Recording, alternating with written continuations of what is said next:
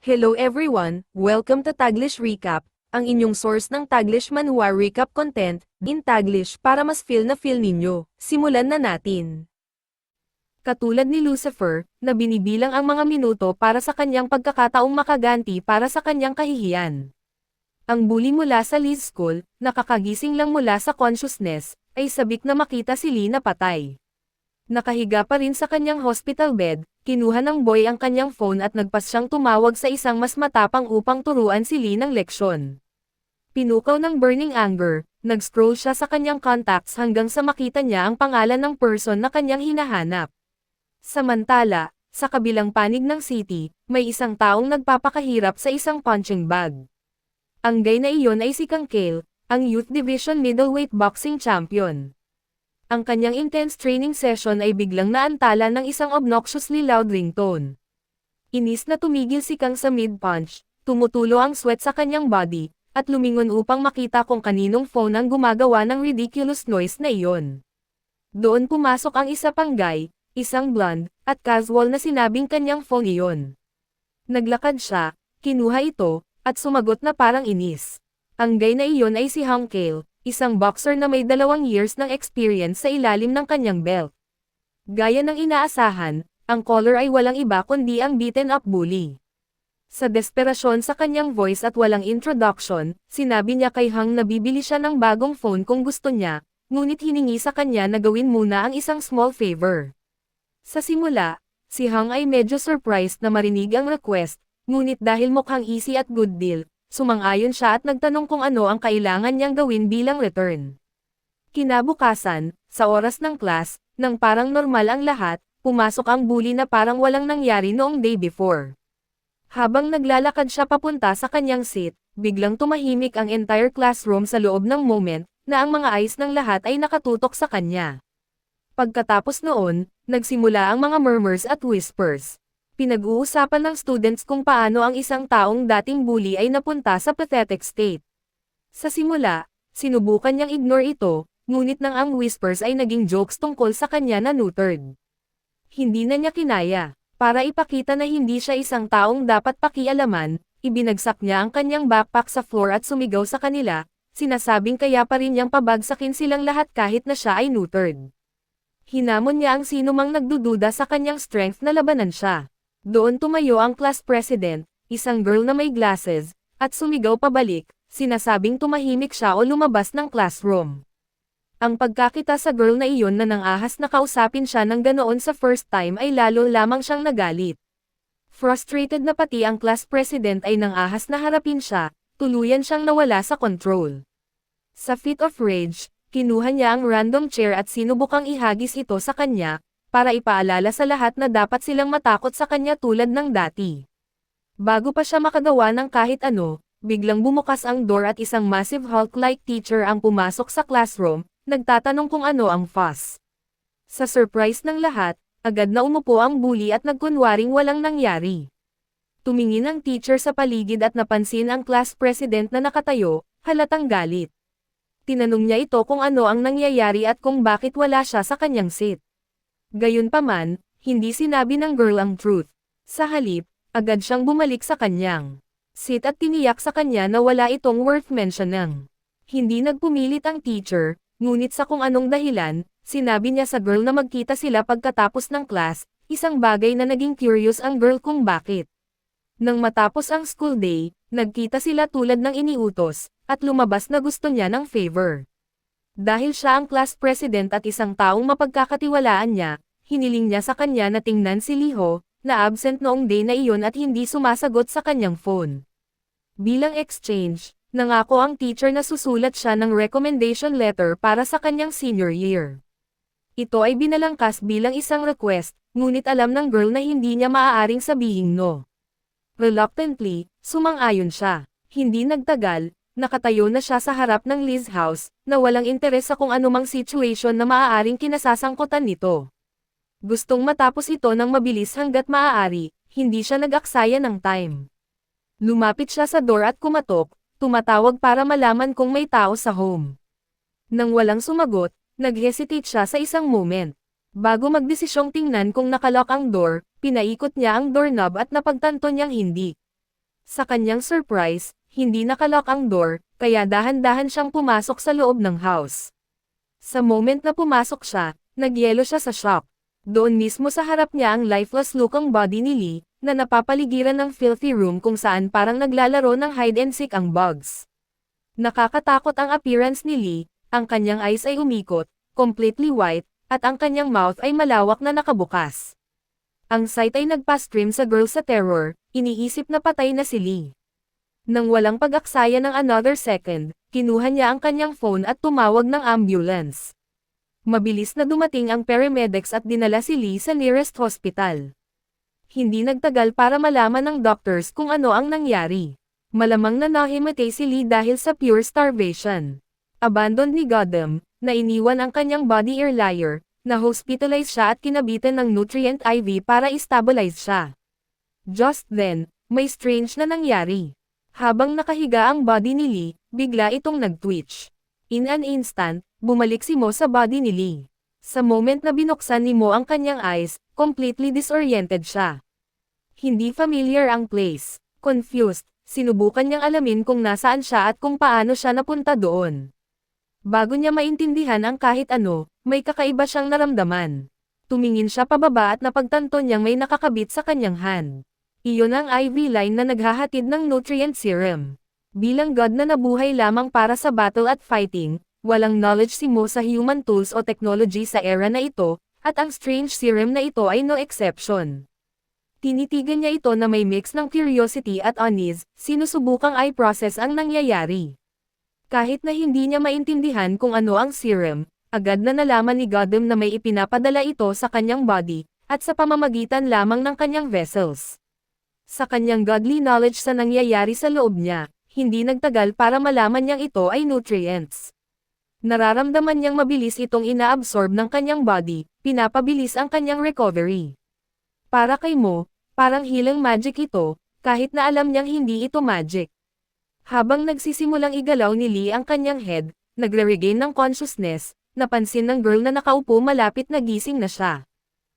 Gayunpaman, ang creepy smile sa kanyang face ay nagpaisip sa kanya na medyo crazy siya. Gayunpaman, tinanong niya kung alam ni Lee kung ano ang nangyari sa kanya na nagdulot ng kanyang pagkahimatay. Hindi naghihintay ng answer, kinuha niya ang kanyang bag, tumayo, at nag-announce na babalik siya sa school para i-report ang everything sa teacher, tulad ng hiniling nito sa kanya. Mabilis na umupo si Mo at sinubukang pigilan siya. Hindi niya alam kung sino exactly ang girl na ito, ngunit inakala niya na ito ang tumulong sa kanyang mabilis na pag-recover. Gayunpaman, kahit na napagtanto niya iyon, hindi niya ito pinasalamatan. Sa halip, sa typical Mo fashion, humingi siya ng something else entirely. Nagmamadali ang girl na umalis, ngunit sabik si Mo na makakuha ng more information tungkol sa Earth at kung paano nabubuhay ang people dito. Hinugot ang serum sa kanyang hand, ibinigay niya ang kanyang usual creepy smile, at tinanong kung may alam siyang place kung saan siya makakapag-train para maging stronger. Bahagyang lumingon ang girl at binigyan siya ng side glance. Honestly, sa kanyang eyes, ang boy na ito ay mukhang anything but an athlete.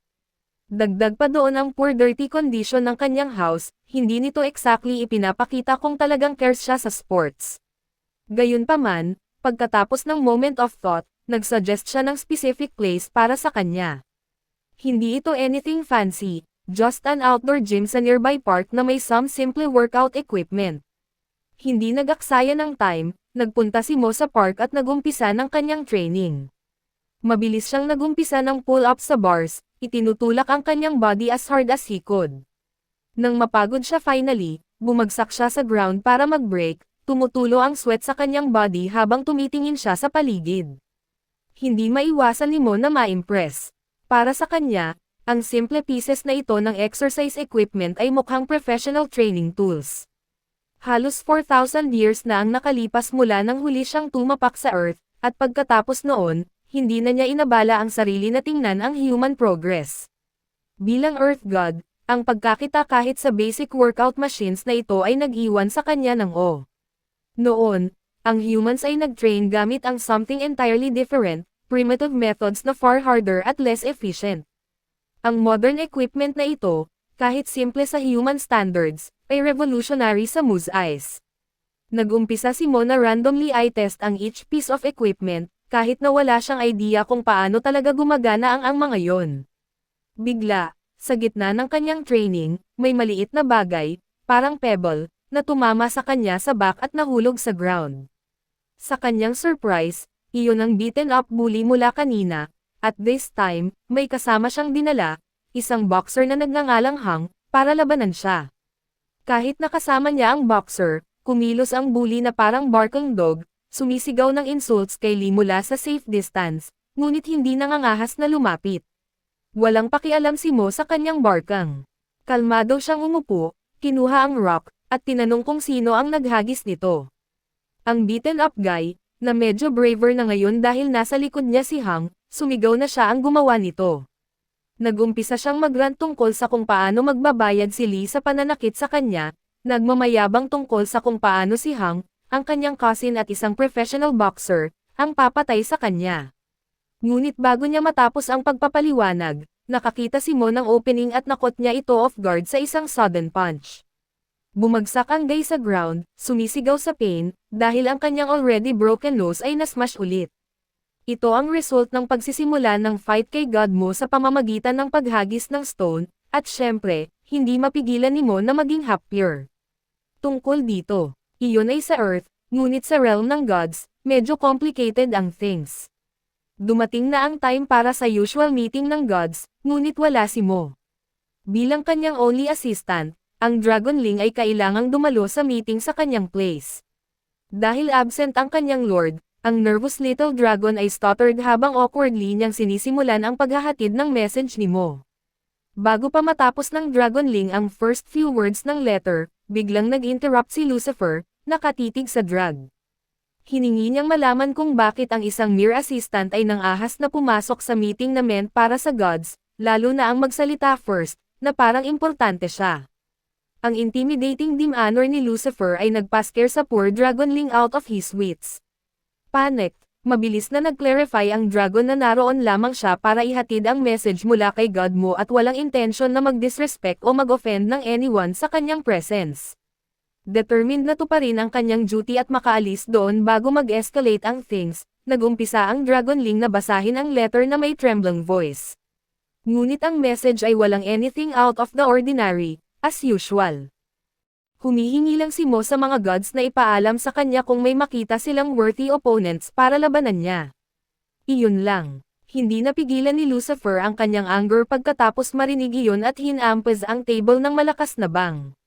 Bilang second most powerful god sa divine realm, hindi niya matanggap kung paano hindi lang ginagawa ni Mo ang gusto niya, kundi ini-ignore pa ang meeting at ang mga gods entirely. Hindi nagkakamali si Lucifer, at karamihan sa mga gods ay tahimik na sumasang-ayon sa kanya. Gayunpaman, kahit wala si Mo, walang sino man sa kanila ang nangahas na openly criticize siya. Nagpatuloy si Lucifer, sinasabing ang gods meeting ay meant para tiyakin ang stability at safety ng kanilang worlds. Bilang third strongest god, at syempre, bilang isang taong nasa most playthings list na, nagsalita finally ang Archer God. Nag-argue siya na kung, same as always, may abnormalities na nangyari, kahit sa Earth, sila ang dapat na laging mag-take care sa kanila instead of Mo, at iyon ang most unacceptable thing para sa strongest god among them. Seizing the moment, hinampos ulit ni Lucifer ang table, ang kanyang voice ay booming with frustration. Sumigaw siya na ang habit ni Mo na tretuhin ang everything na parang game ay nagtutulak sa lahat ng worlds sa brink of collapse. Sa kanyang opinion, ang few times na nagdesisyon si Mo na i-solve ang something ay usually nagtatapos sa pagpapalala ng things. Para gawing mas convincing ang kanyang argument, lumingon si Lucifer sa God of Cyclops, ang 9th-ranked deity sa Divine Realm, at tinanong kung naalala niya ang ginawa ni Mo 8,000 years ago noong ang Cyclops planet ay nasa brink of destruction.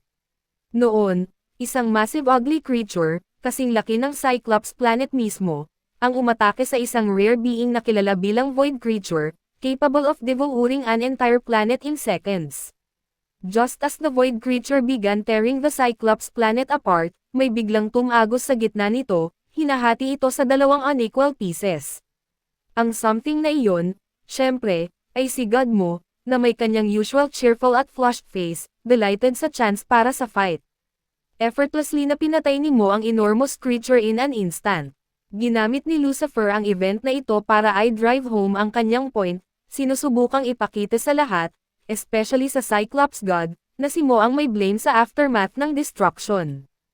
Ipinaliwanag niya na kung nakipagtulungan si Mo sa ibang gods imbes na kumilos ng mag-isa, walang casualties na mangyayari. Matapos niyang maipaliwanag ang kanyang case at malamang na naimpluwensyahan ang ibang gods sa kanyang side, idineklara ni Lucifer na hindi na sila maaaring tumayo at hayaan ang isang taong hindi karapat-dapat na maging god na patuloy na isinasapanganib ang safety ng kanilang worlds. Sa kabilang side, ang Dragonling ay naiwang speechless. Wala siyang magawa o masabi para ipagtanggol ang kanyang lord. Ang tanging magagawa niya ay tahimik na magdasal, humiling sa kanyang lord na bumalik bago tuluyang mawala sa control ang things. Ang Sin ay bumalik sa Earth kung saan nag-umpisa ulit ang Beaten Guy na gumawa ng noise. Nagbark siya kay Mo, nagbabala ulit na ang kanyang boxer cousin ay magbabayad sa kanya sa ginawa niya. Si Hang, ang so-called boxer cousin, ay na-intrigue. Hindi niya maiwasang ma-impress ng kaunti sa kung gaano kabilis gumalaw at sumuntok si Mo kanina. Curious, tinanong niya kung nag-practice si Mo ng any sports, tulad ng martial arts. Ngunit casual na sumagot si Mo na hindi siya naglalaro ng any sports dahil ang gusto lang niya ay lumaban, hindi maglaro. Ang response ni Mo, gayunpaman, ay nagpaisip kay Hang na wala siyang iba kundi isang overconfident dumb middle schooler. Dinura ang kanyang chewing gum na may smirk, kumuha si Hang ng fighting stance at sinabing handa na siyang lumaban, tulad ng gusto ni Mo. Nagdesisyon si Hang na magumpisa first, mabilis na gumalaw para i-test ang guy na ito at tingnan kung puro talk lang siya o may skill talaga. Ang kanyang opening strike ay mabilis at sharp, tumama ng malakas sa face ni Mo bago pa makaiwas o makablock si Mo. Ngunit sa kabila ng satisfaction ng pagpapatama ng first blow, may something tungkol kay Mo na nagpastan kay Hang. May something strange, something downright unusual tungkol sa opponent na ito, at nagpadala ito ng chill sa kanyang spine. Bilang isang experienced boxer na maingat na nag-observe sa movements ng kanyang opponent, nakita ni Hiang na strange na hindi gumalaw si Mo kahit isang inch, kahit na malinaw na pinapanood niya ang punch na darating mula sa start. Tulad ng Beaten Guy na nag-hire sa kanya, walang idea si Hang na ang kanyang opponent ay hindi human, kundi isang god, at hindi lang any god, isang god na absolutely obsessed sa fighting. Ang hindi rin alam ni Hang ay hindi kailanman iniiwasan ni Mo ang isang preemptive strike. Para sa kanya, ang pagtanggap ng first hit ay parang signal na nagko-confirm na officially nagsimula na ang battle. With his usual unsettling overly excited grin, biglang sumigaw si Mo, hand-to-hand combat ba ang favorite thing mo? Ang kanyang creepy smile at strange behavior ay nagpaisip kay Hang kung ang guy na ito ay isang crazy teenager lang. Then, out of nowhere, ginaya ni Mo ang fighting stance ni Hang at nag-launch forward. Hindi ito sineryoso ni Hang at all, iniisip na isa lang itong dumb copycat move. Nang maghagis si Mo ng punch, binlock ito ni Hang gamit ang kanyang hand effortlessly, o akala niya.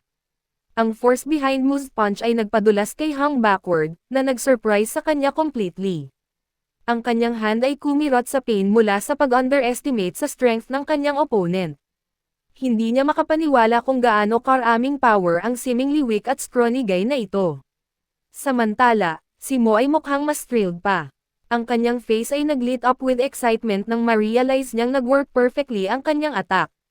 Just by copying what Hang had done earlier. May isang thing na kailangang i-take into account ni Mo.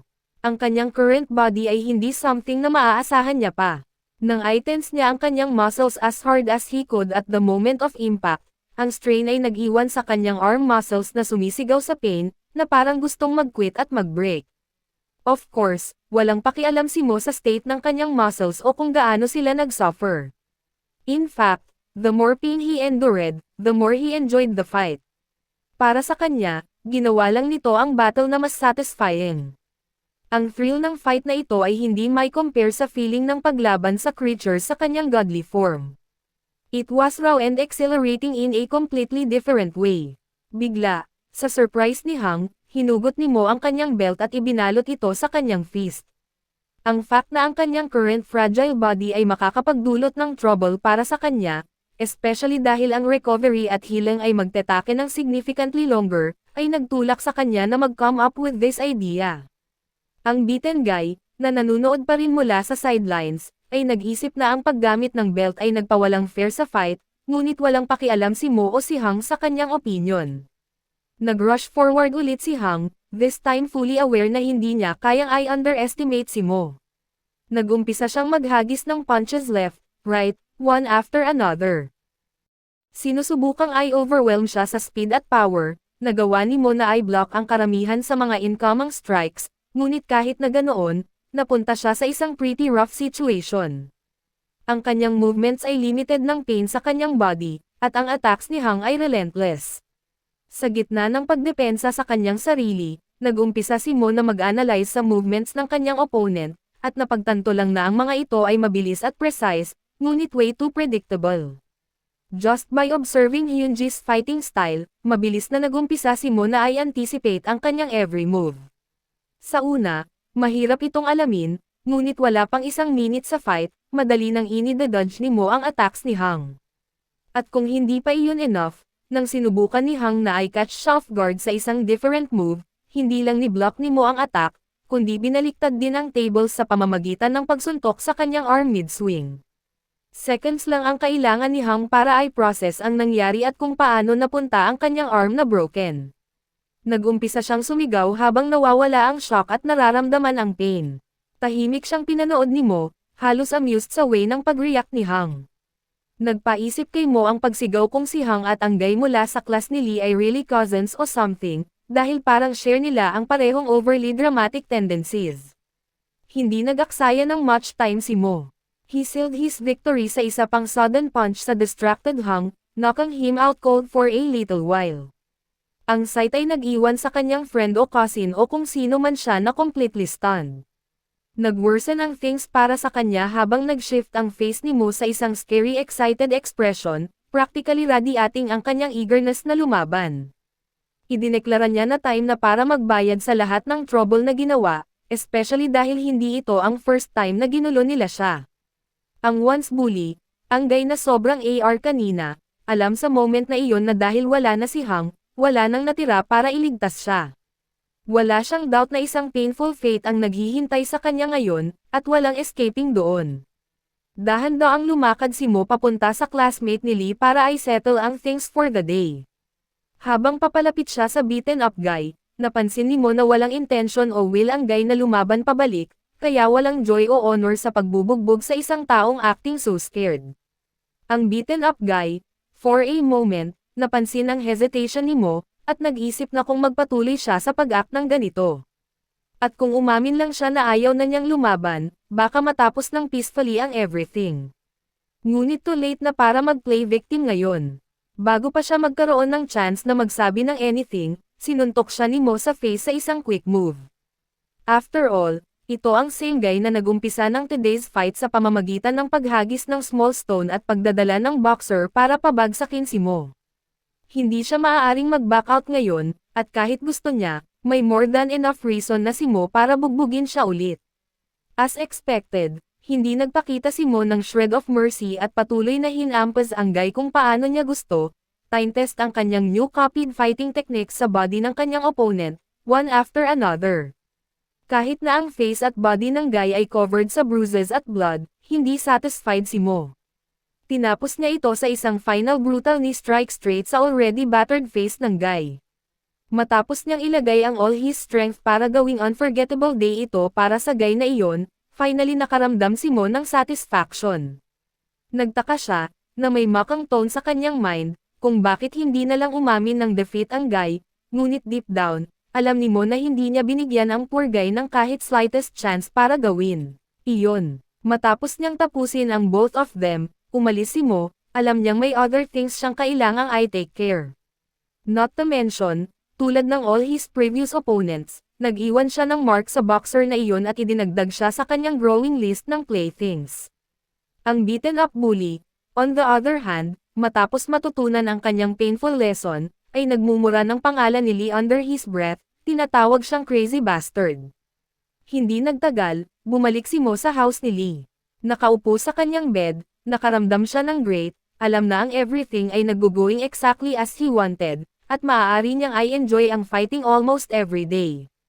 Gayunpaman, tulad ng before, ang kanyang weak muscles at fragile bones, na madalas magdulot ng trouble sa kanya, kahit na madaling mabali habang defend niya ang kanyang sarili, ay nakakaanoy at medyo concerning.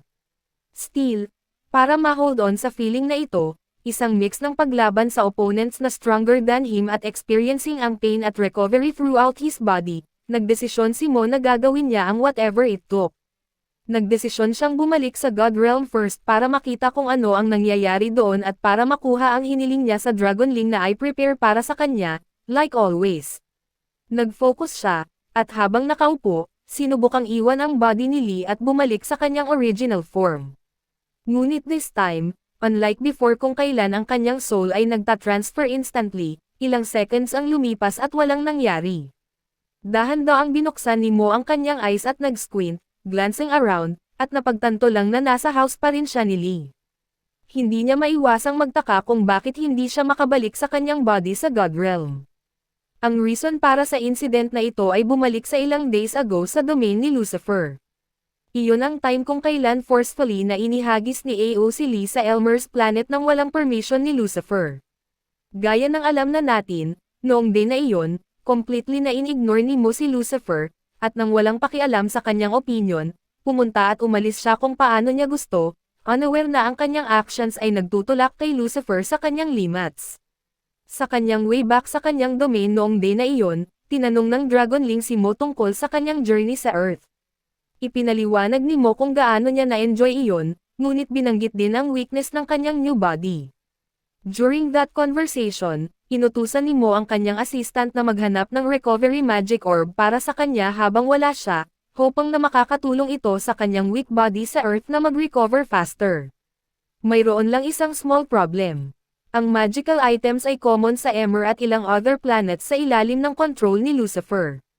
Abundant sila sa mga worlds na iyon dahil sa plentiful mana doon, unlike sa Earth kung saan ang magical items at objects ay maaari lamang ma-obtain sa pamamagitan ng divine blessings o whims. Incredibly rare sila dahil doon. Only a handful of people throughout human history ang nakagamit sa kanila naturally. Ang mga taong nakakagamit ay madalas na regarded bilang godlike beings ng humans. Hindi nagtagal matapos dumating si Mo sa kanyang domain, kung saan nangako ang Dragonling na maghahanap ng recovery magic orb para sa kanya sa next time na babalik siya sa God Realm. Nang bumaba si Mo sa Dragon, pinaalalahanan siya ulit ng kanyang assistant tungkol sa upcoming Gods meeting.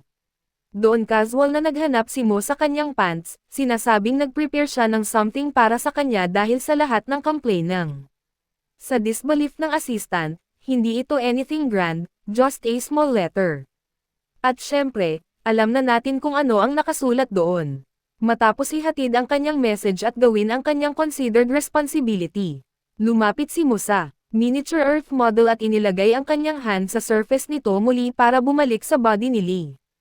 Ang Dragonling, clearly annoyed, angrily tried to convince him na at least maghintay at dumalo sa meeting bago umalis, ngunit lahat ng complaints ay napunta sa deaf ears, dahil completely na in-ignore siya ni Mo, tulad ng dati, at nag-transfer ng kanyang soul pabalik sa Earth.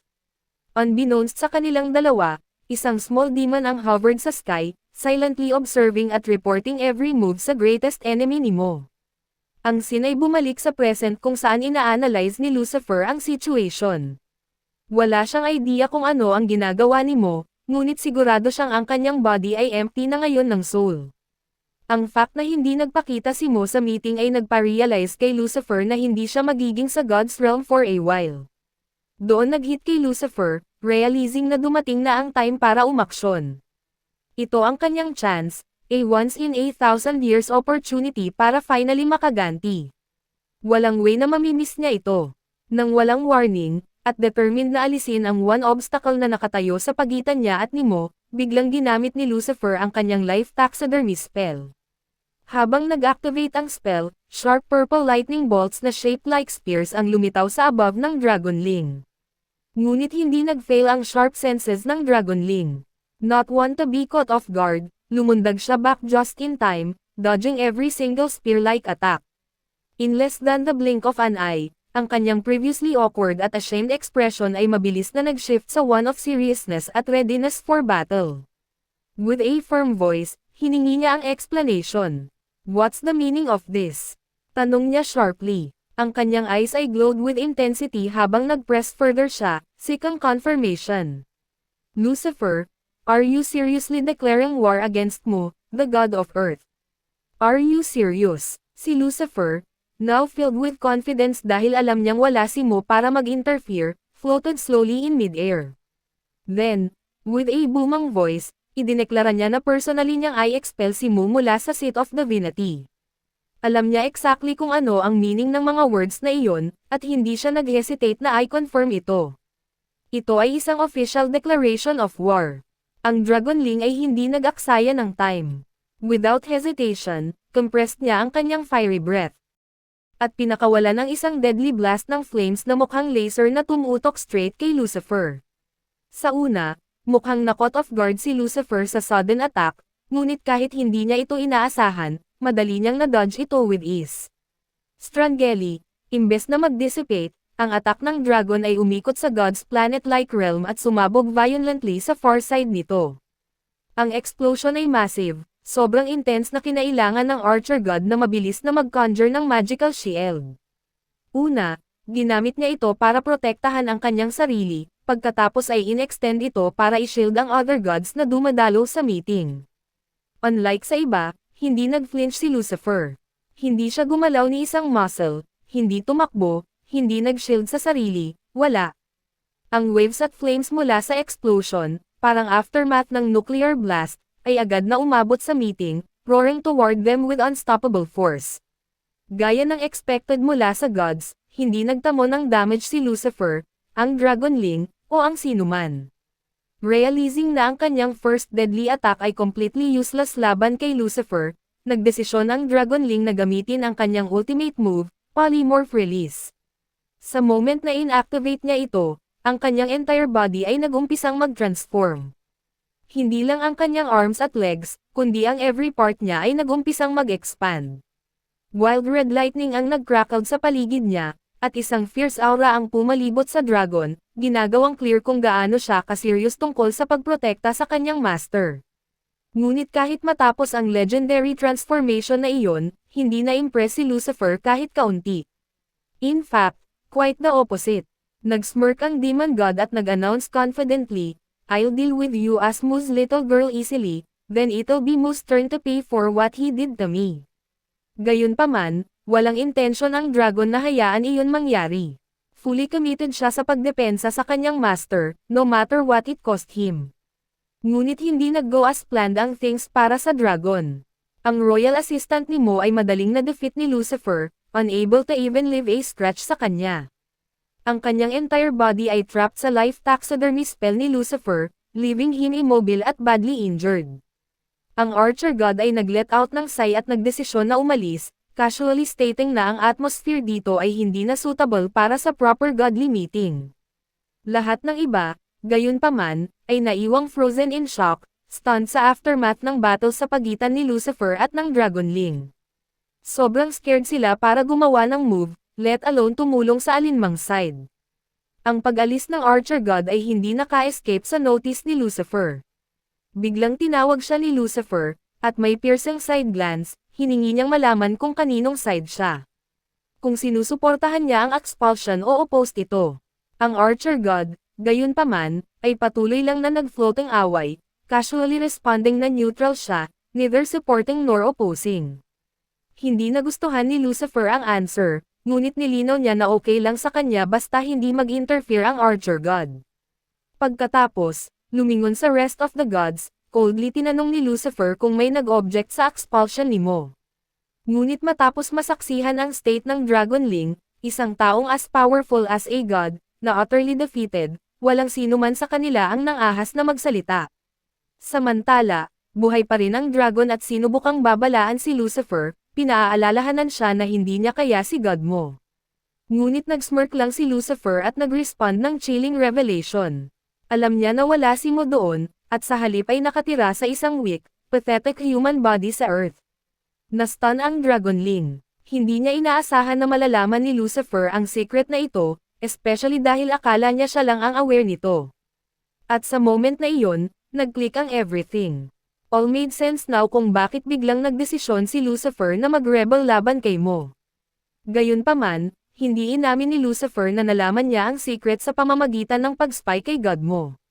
Sa halip, inilipat niya ang blame sa dragon, sinasabing ang kanyang overconfidence sa kanyang strength at lack of vigilance ang nagbigay kay Lucifer ng opportunity para malaman ito. Hindi matanggap ng Dragonling ang disrespectful words na iyon. Dahil wala ng ibang options, nagdesisyon siyang gumawa ng one last desperate attempt para pigilan si Lucifer. Gamit ang kanyang massive tail, nag-launch siya ng surprise attack, hoping na makatch si Lucifer off guard. Ngunit once again, hindi nag-go as planned ang things. Nanatiling perfectly still si Lucifer, nagpapanggap na hindi napapansin hanggang sa very last second. Pagkatapos, with precision and ease, na-dodge niya ang attack at slashed through the dragon's tail gamit ang magical weapon. Kung spearman ito o sword, hindi na mahalaga. Undeniable ang power ni Lucifer. Ang kawawang tail ng dragon ay naputol sa ilang pieces, at may reason kung bakit hindi siya agad tinapos ni Lucifer. Alam niya na hanggat buhay ang assistant ni Mo, magagamit niya ito para mahanap si Mo sa Earth. Ang thought ng pag-confront sa kanya sa weak human body na iyon at pagpapahirap sa kanya matapos ang lahat ng humiliations na tiniis ni Lucifer ay nagpuno sa kanya ng satisfaction. Ang kanyang devilish laughter ay umalungaw sa air habang ang Dragonling ay umuubo ng dugo repeatedly, ang kanyang body ay nanginginig at powerless na pigilan si Lucifer. Later that day sa Earth, hindi rin maganda ang things para kay Hang. Covered in wounds, hinigpitan siyang pinagalitan ng kanyang coach dahil sa pagsali sa street fight. Para mas lumala ang things, pinilit siyang mag-take ng long recovery break right before ang kanyang important matches. Matapos ang lecture, finally dismissed siya ng kanyang coach, at habang palabas si Hang sa gym, hindi niya maiwasang mentally blame si Lee sa mess na kinasangkutan niya. Pagdating niya sa exit door, pumasok si Kang sa gym, leaving the two of them awkwardly face to face. Agad na napansin ni Kang ang beaten-up appearance at sour mood ni Hang. Without hesitation, tinanong niya kung ano ang nangyari sa kanya. Nahihiya si Hang, hindi niya kayang aminin na nabugbog siya ng random weak-looking guy. Alam na si Kang ay isa sa best boxer sa country, may sneaky idea na pumasok sa head ni Hang. Inilagay niya ang kanyang bruised face, naglagay ng shameful at sad expression, at nagumpisang magsinungaling tungkol sa nangyari. Para mas convincing, pinilit pa niyang umiyak, letting tears fall onto the floor habang ipinapaliwanag niya kung paano siya nag-step in para tulungan ang kanyang brother na binubuli, only to have the bullies gang up on him at bugbugin siya mercilessly. He really went all out, crying like a little kid at covering his face, trying to look like an innocent victim na trying lang gawin ang right thing. Sa surprise ni Hang, hindi na-move si Kang at all. Simply inignore niya ang tears at lumakad past him, casually reminding Hang na wala siyang ibang sisisihin kundi ang kanyang sarili. Sinabi ni Kang sa kanya na kailangan niyang maging more careful, especially before ang kanyang competitions, at lumakad away without another word. Seeing his plan fail at dahil wala na si Kang, agad na tumigil sa pag-iyak si Hang. Ang kanyang face ay nag-shift sa one of disappointment, ngunit pagtalikod niya para umalis, nagyelo siya nang biglang tumawag si Kang. By the way, for a moment, nagpanik si Hang, iniisip na nakita ni Kang ang right through him at na-realize na fake act ang lahat. Ngunit sa kanyang surprise, complete opposite ang nangyari. Actually, naniwala sa kanya si Kang at tinatanong na ngayon ang name ng person na gumawa nito sa kanya. Samantala, sa kabilang side ng city, nakaupo pa rin si Mo sa dirty bed ni Lee. Hindi niya mapigilan ang pag-iisip kung bakit hindi siya makabalik sa kanyang original body. Ang kanyang frustration at confusion ay lumalaki every second. Based on his divine knowledge at syempre, ang kanyang experience, mayroon lang one reason kung bakit hindi siya makakabalik. Kailangan na ang kanyang body ay seriously damaged.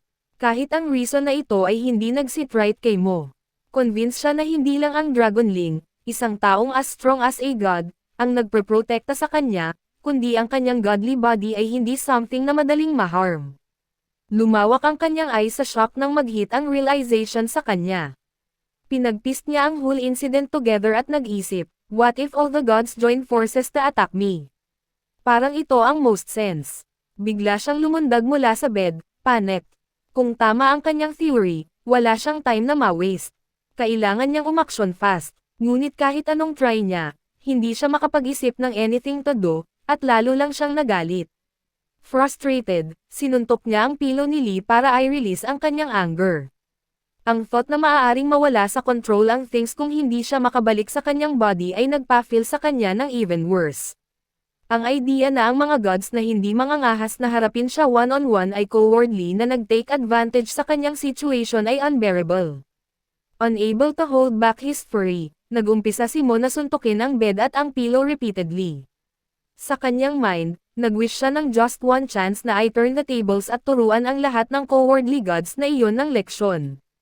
Kung makukuha niya ang chance na iyon, vowed niyang gagawing sto ang lot of them. Finally, after a few minutes ng messing around, napagod siya at tumigil sa pagsuntok. Na-realize niya na mas better na mag-calm down at mag-isip ng things through. Pinaalalahanan niya ang kanyang sarili na ang Dragonling, ang kanyang protector, ay hindi someone na madaling mag-go down. Kahit na nag-team up ang lahat ng gods laban sa kanya, nakatulong ang thought na iyon para mag-calm down si Gotham ng kaunti. Nag-umpisa siyang mag-isip, kung hindi ako makagawa ng anything tungkol sa original body ko right now, mabuti pang mag-focus na lang ako sa isang ito. At least, mas magkakaroon ako ng mas magandang chance na manatiling buhay. Sa pag-iisip na iyon, bumalik siya sa training area. This time, inilalagay niya ang kanyang full effort sa pagpapalakas ng rest ng kanyang body, ignoring ang kanyang arm muscles for the moment. Ang pag-train ng kanyang abdominal muscles for the first time ay nagpa-feel kay Mo na parang sumisigaw sila sa pain. Ngunit, oddly enough, ang pain na iyon ay nagpagawa sa training na mas enjoyable para sa kanya. Habang naghahang at nagpo-pull up siya sa kanyang sarili, mas lalong lumakas ang pain na nararamdaman niya, at mas lalo siyang tumatawa. Tumawa siya ng sobrang lakas na umalangaw ito sa paligid ng place. Of course, ang kanyang obnoxious laughter ay nagpaisip sa lahat ng nasa paligid niya na isa siyang crazy creepy kid. Ang pagdinig at pagkakita sa kanya ay nag-anoy sa kanila to no end. Sa gitna ng kanyang intense training, may biglang tumawag sa kanyang name. Ang unexpected voice ay nag-startle kay Mo, causing him to lose focus at bumagsak. Straight sa ground na may loud thud. Ang person na tumawag sa kanya ay walang iba kundi ang girl mula kanina, ang class president ni Lee. Clearly annoyed siya, ngunit hindi dahil sa loud noises ni Mo. Hindi, upset siya dahil hindi nagpakita si Lee sa school for several days. Para maiwasan ang paggawa ng scene, nagdesisyon silang magkaroon ng kanilang conversation sa somewhere calmer. Nakahanap sila ng bench sa quiet corner at umupo. Nag-umpisa si Mo ng conversation casually, sinasabing, "Why would I need to go to school? It's not exactly a place where I can train my body." Pagdinig nito, nag-frown ang girl at tinanong, "Why does he want to train all the time anyway?" Nag-shrug si Mo at sumagot simply, "I train to get stronger."